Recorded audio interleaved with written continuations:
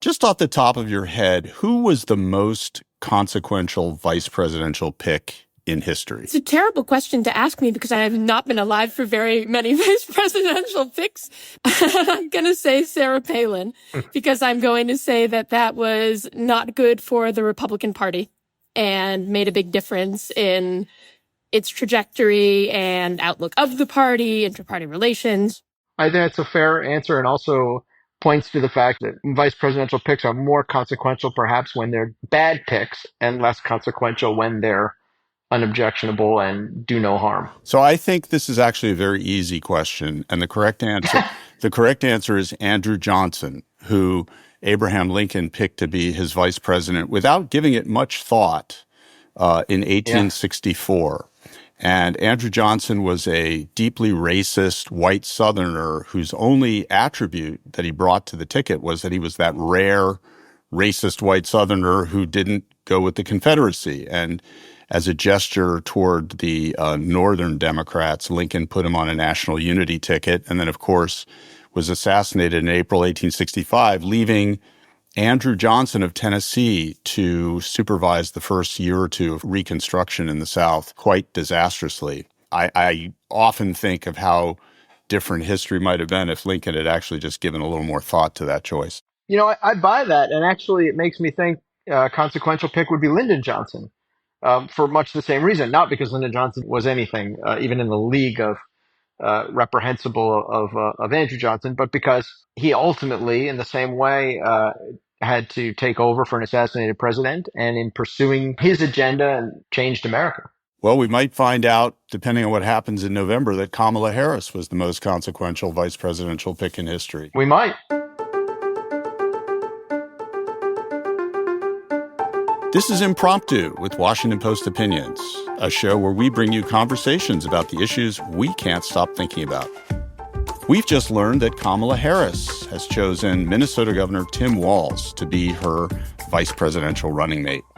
Here's a little background for those of you who may not have heard of Tim Walz. He was born in rural Nebraska. He's a veteran and a former high school teacher and football coach. He served 5 terms in the U.S. House of Representatives before winning the office of governor of Minnesota in 2018. We want to talk through what choosing Walz might mean for the rest of this wild ride of a 2024 campaign and what Harris's choice says about her and the Democratic Party today. I'm Charles Lane, Deputy Opinions Editor, and I'm joined by 2 of my colleagues to discuss all of the above. I'm Molly Roberts. I'm an editorial writer and columnist at The Post. And I'm Matt Bai. I'm a contributing columnist for The Post. So let's just get your initial quick reactions. Why, in your opinion, do you think Harris picked Walz? Matt? Well, it's interesting. First of all, this is a do no harm pick, and I say that without any. I don't mean anything pejorative in that. I think it's actually a very strong pick, in the sense that he's not an electric pick, but he's a successful governor, clearly able to govern. Clearly relates to people, will presumably reassure independence, and has strong support in the Democratic base and with labor in particular. People don't know a ton about Harris. They may have suspicions about her. She has not been an especially strong performer as a politician, either in her own campaigns or in the White House. And I think the signal she is sending here is we are solidly in the mainstream of the Democratic Party and solidly in the mainstream of America, and are trying to clear a bar for an alternative ticket for those who don't want to vote for Donald Trump and would like to have a choice they feel okay about. Molly, why do you think Harris picked Walz? I think part of why she picked Walz is probably because she really liked Walz and everybody really likes Walz. I think the momentum was just completely in his favor. He's someone almost no one had heard of 3 weeks ago. And now everyone has heard of him. This is a campaign that's a lot about momentum. It's a sprint. And I think picking the guy whose side everyone is suddenly on in a forward-moving way made a lot of sense. So the other 2 advertised or reported finalists were somewhat more politically moderate candidates from swing states. Josh Shapiro, Pennsylvania, Senator Mark Kelly of Arizona. Let's talk about the compare and contrast between Walz and those 2 and whether you think picking Walz over those options is a smart move for Harris electorally. Molly? Sure. So start with Kelly because I want to kind of move him out of the way. I think the thing with Kelly is that he's an astronaut. Great. That's really cool. Besides that, he just didn't really seem to have it. Move to Shapiro, who absolutely has it. He's a great orator. There were a lot of comparisons to Barack Obama. The big advantage to Shapiro was Pennsylvania. And the big disadvantage to Walz is that there's not as clear an electoral case. The other compare and contrast that I think is useful to make is, as you said, the centrist versus leftier point of view. Walz is much more favored by the left of the party. Shapiro was getting a lot of criticism, particularly on Israel-Gaza. I think that you can make the argument for Walz there by saying that unity is going to be important here, and he was certainly the unity candidate. Yeah, I mean, I never really got the geographic case for Shapiro because I feel like if you need the governor of Pennsylvania to win Pennsylvania as a Democrat in this election, you've got deeper problems. But I also, to Molly's point, look, I think Vice President Harris has only a couple of months here to launch what is a very difficult campaign. If I'm sitting in her shoes, what I really can't afford is a divided base. I really have to consolidate my base before I can think about anything else. And so, in both cases of Kelly and Shapiro, you had issues that were going to be divisive on some level in the base, maybe not cataclysmically, but you don't have that with Tim Walz, and that has to be a big advantage for him.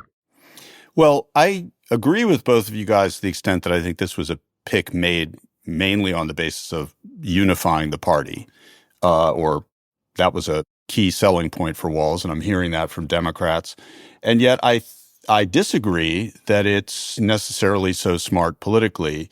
You're right, Matt. If you need to pick the popular governor of Pennsylvania to carry Pennsylvania, you've got deeper problems, and Harris has deeper problems. Pennsylvania is basically the whole ball game in this election. And if you had the opportunity to even marginally raise your chances of winning it, you would have been well advised to take it. This pick, speaking of party unity, is playing very badly among Jewish Democrats. And the whispering that this is the choice of, sort of the, whatever you want to call it, pro-Palestinian, anti-Israel, whatever, wing of the party. No, I don't think that Jewish Democrats are going to desert the party over this. But I think that is indicative of the kind of way this is going to play out as a move very much in the direction of the progressive base of the party. And I think if you're trying to carry a purple state like Pennsylvania, that could be a problem. So Tim Walz coined what you might call the weird strategy. He described the Republican ticket as weird, and it kind of went viral. Why did that resonate, Molly? I love the weird thing, unsurprisingly. I think that the weird line resonated, first of all, because it's very visceral. I think Democrats often suffer from being too cerebral, so high-minded that they even can appear condescending. And they might have done that by harping too much on the threat to democracy point and only the threat to democracy point, even if it's true. Whereas on the other hand, you say weird and nobody has to think about it. It just connects. It's also a way of refusing to engage with ideas or statements that are so bizarre that by entertaining them, we give them more momentum even than they deserve and get bogged down in silly conversations that are a waste of our time. Do we really want to be out there explaining that actually Kamala Harris has always been Black? So I think that weird is really appealing from that point of view. It is a simple message that speaks to what voters feel without asking them to think. Matt? So I don't love the weird thing. I think it speaks to how some voters feel, but they already feel that way, so you're not really reaching anybody new. But here's my problem with it. It's actually not the substance. I think the substance is quite right, and Walz gets credit for that. I think, to make a major prong of your campaign the idea that Republicans are backward looking and out of touch and not where most of the country is headed is absolutely plausible and correct. I don't like the word, honestly, because I think I have kids, and I know that when kids use the word weird, it's almost always, especially now, there's a meanness to it. It's like weird is you're not like everybody else, you don't belong. We have enough meanness in American politics. Trump provides all the meanness anyone needs. I think we need a Democratic alternative that is not mean. So I like the concept. I wouldn't use the word if I had my choice, but maybe I'm just splitting hairs. Whatever happened to Minnesota nice? Well, I'm going to write about that today, Chuck. Minnesota nice. Good. Well, I mean, I sort of agree with you about weird, but I also sort of agree with Molly. Here's my point. If the voters view this as only applied to Vance and Trump, then it might work. But if voters start to feel like Tim Walz is calling them weird, then I don't think it works so well. But we're going to talk more about whether vice presidential picks matter at all and why it might even matter more than usual this time. But first, let's take a break.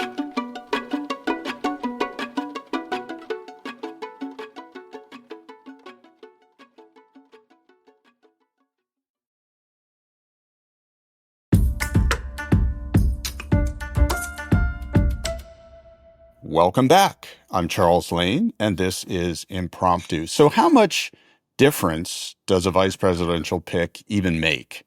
There's usually a lot of conventional wisdom on, well, it has to be a geographical distribution, somebody from a swing state, or balance the ticket in some other way.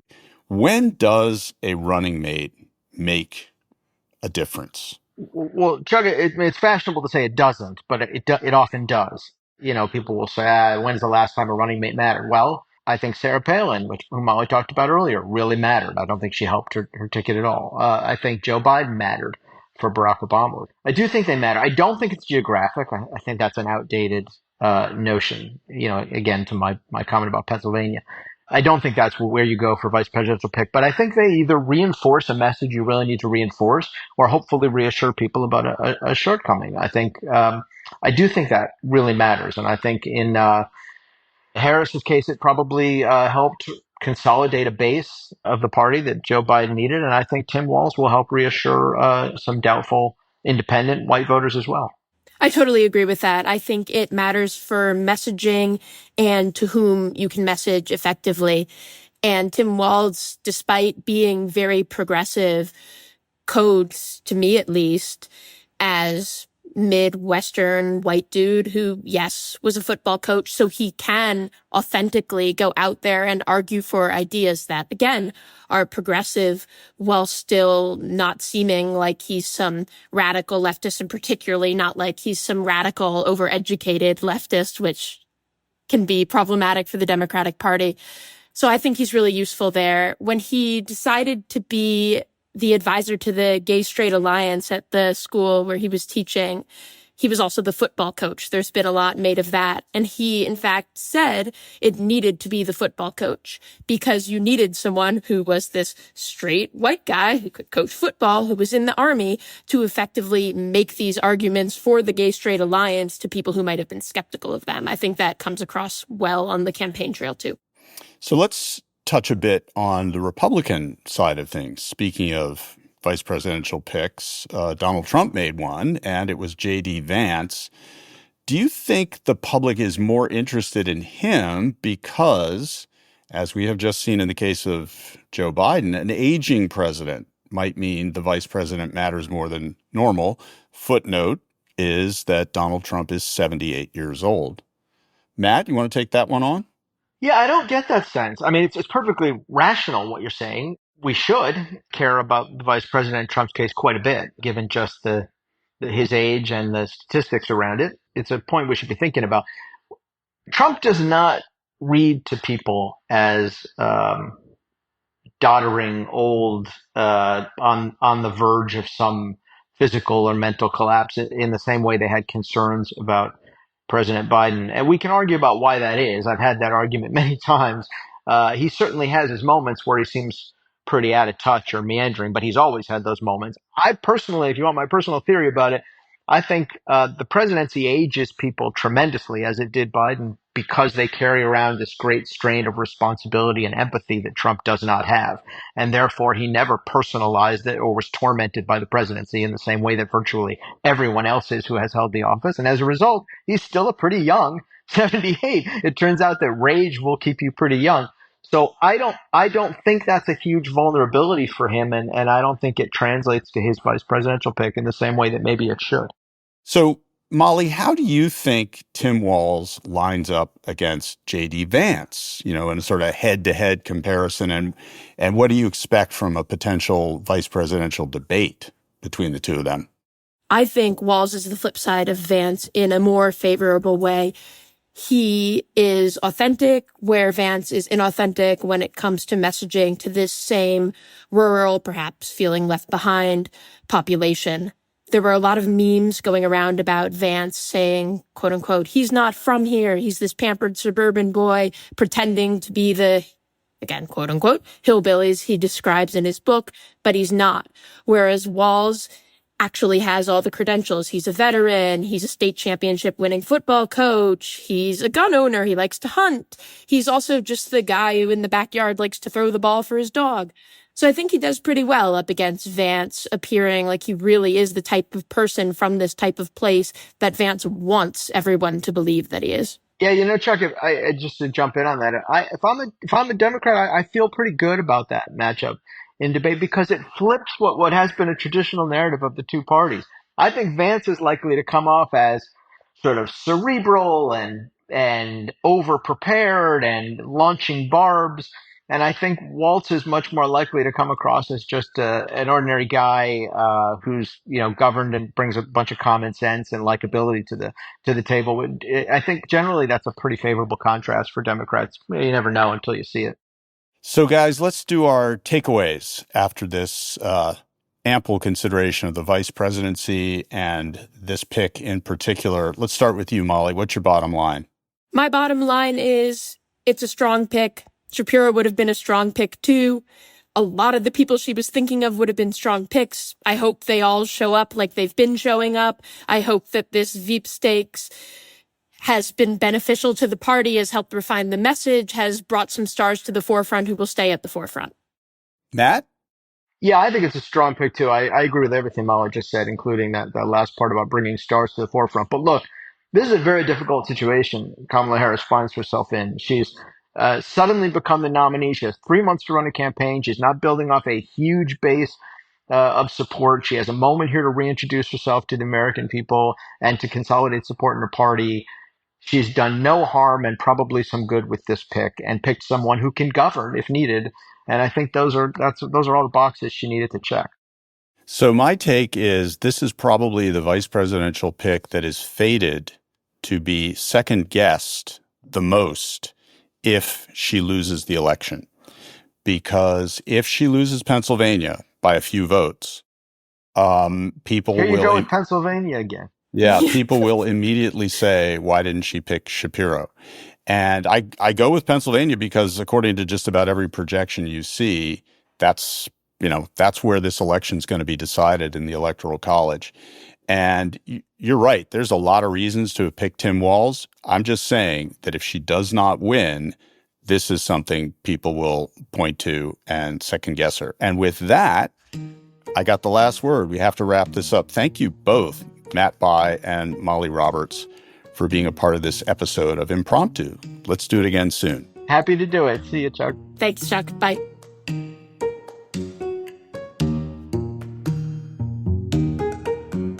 We've got one more thing before you go. Here's a quick word from our humor columnist, Alexandra Petri. Alexandra Petri here. Vice presidents. We're talking a lot about them, which feels wrong and unnatural. Once there were two brothers. One ran away to sea, the other was elected vice president, and nothing was ever heard of either of them again. Those are the words of Thomas Marshall, Woodrow Wilson's vice president. That is the normal way to talk about being vice president. Another historical vice president, I think it was FDR's, described the vice presidency as not being worth a bucket of warm spit. That was not his exact word, he said something saltier. When Teddy Roosevelt was told he would be vice president, the New York party bosses who were sick of his reformist ways gleefully told one another that he was taking the veil. Roosevelt even worried about what he would have to do when he got to Washington and looked into perhaps studying the law. So it's wild how much time we've been spending on the vice president lately. J.D. Vance, Kamala Harris, currently the vice president, now picking the person who would become her own vice president. Obama's vice president's vice president's vice president, as Tim Hogan put it on Twitter. It's like a Matryoshka doll. Usually when you hear this much about the vice president, it's bad. Something's gone awry. Dick Cheney has had a hunting accident. Dan Quayle has spelled potato. And then there's Thomas Jefferson's vice president, Aaron Burr. Aaron Burr's life did not stop after the musical Hamilton. He also led a conspiracy where he tried to invade Mexico, seize New Orleans, and maybe make himself king, allegedly. No one can agree exactly what it was he was trying to do because he did not pull it off. I think maybe we're not giving our vice presidents enough to do. If you have time to plot an entire small invasion where you single-handedly annex parts of Mexico and Florida, allegedly, I think you should maybe go to law school like Theodore Roosevelt. I forget where I was going with this. Oh, Kamala Harris just picked her own vice president, Tim Walz. I hope she gives him something to do, so he doesn't invade Mexico. This episode was produced by Hadley Robinson and edited by Damir Marusik, Chris Sulentrop, and Allison Michaels. It was mixed by Emma Munger, and Chris Rucan designed our art. Special thanks to Millie Mitra and Travis Meyer. Thanks for listening to this episode of Impromptu. Let us know what you thought of the conversation and what you think we should talk about next. Email us at impromptu@washpost.com.